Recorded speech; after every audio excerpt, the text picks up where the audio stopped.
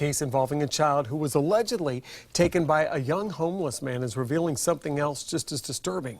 21-year-old Brandon Robbins remains behind bars, charged with lewd and lascivious behavior and interfering with a child's custody. Deputies say he forced the girl into the woods right near her home in Island Vista Estates, and now we're learning this area is home to several sex offenders, and some residents had no idea until we told them.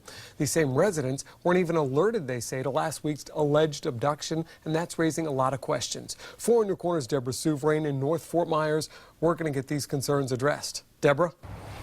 That young girl was forced to come back to these woods by a homeless man who was living here. Now, many of the residents and parents I spoke to here say they were well aware of the fact that homeless people live here. In fact, we found several tent homes like this one throughout this area. But what they didn't know is that there are 6 registered sex offenders within 1 mile of their homes.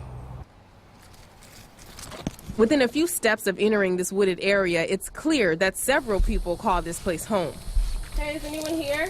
We didn't run into anyone who lives here, but those who live on the other side of these woods in the Island Vista Estates have. They're just people that's down on their luck. Pat and Gary have lived next to these woods for decades and say they've never heard of any issues until recently, when a 10-year-old girl was forced into these woods by this guy, 21-year-old Brandon Robbins. I said, check in the woods because there's people living in the woods back here, and I said, that's probably where she's at. Investigators say Robbins was homeless and had been living in these woods since getting out of jail 2 weeks ago. He told detectives the young girl was his fiancée. I didn't know that she was back here with that idiot. We didn't know that told him that he had a relationship with this child for 2 years. Robbins isn't a registered sex offender, but I found 6 people who are living within 1 mile of these homes, 3 of whom no longer have to be supervised. We didn't know that he was a child molester either.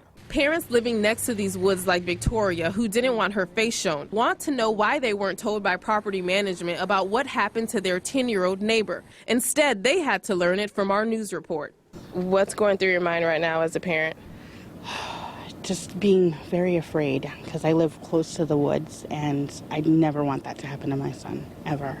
I called the corporate management office to ask whether a notice would be sent out to residents, but no one answered the phone. As far as Brandon Robbins, he's facing 2 charges, including child molestation. Reporting in Fort Myers, Deborah Souverain, Fox 4, in your corner. Thank you, Deborah.